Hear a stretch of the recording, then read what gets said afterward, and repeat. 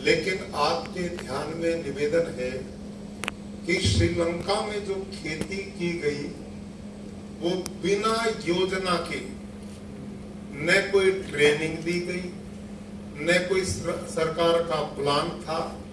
उनके पास पैसा खत्म हो गया, यूरिया डीएपी मिला नहीं, लोगों को कहा जैविक खेती करो।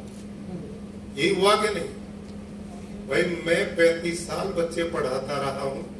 अब मेरा निवेदन आपसे, थोड़ी देर ये मोबाइल अपनी जेब में रखो, इस पे थोड़ी देर, लंबा समय नहीं मैंने लेना, ये मोबाइल जेब में रखो और मेरे साथ प्रश्नोत्तर करना है। बातचीत हाँ ना में बोलनी है। मैं 35 वर्ष इसी गुरुकुल में बच्चे पढ़ाता रहा, तो ये एक आपस में कितनी दूर से आ पाए, पूरे देश से आए, दिल्ली से चल के आए, इतनी लंबी यात्रा की, आपका कीमती समय, एक मिशन के लिए हम आज बैठे और उस पर खुल के चर्चा होनी चाहिए। मेरा निवेदन आप सभी से है कि यह प्राकृतिक जो खेती है, यह ऑर्गेनिक फार्मिंग नहीं है।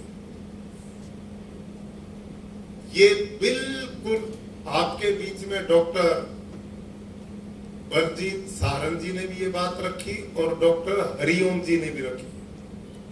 हम इन दोनों को एक किए बैठे। ऑर्गेनिक फार्मिंग मैंने भी यहां 3 साल की, उसमें उत्पादन पूरा होगा नहीं, खर्चा घटेगा नहीं, किसान की मेहनत कम होगी नहीं। मैं कतई स्पष्ट रूप से एक बात निवेदन करता हूं कि ये केवल पैसे का एक कार्यक्रम है।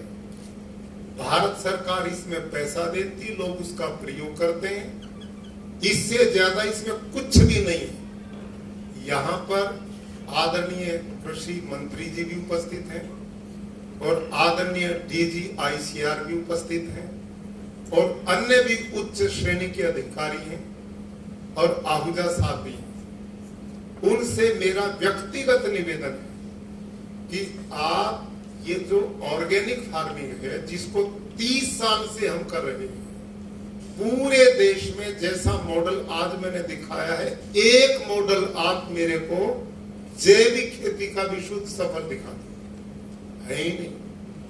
वो तब तक चलती जब तक ग्रांट आती है, ग्रांट बंद होगी तो बंद हो जाती है, इससे आगे वो सफल चीज नहीं है, उसमें वो कामयाबी नहीं मिलेगी। और आप और हमारे लोगों की बात सत्य है कि यदि ऑर्गेनिक फार्मिंग करोगे तो श्रीलंका वाला हाल होगा।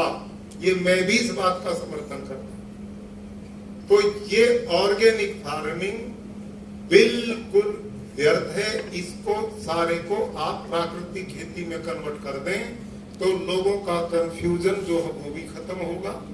एक दिशा में सारे देश का किसान चलेगा तो इससे बहुत बड़ा एक लाभ हो सकता है, नंबर 1।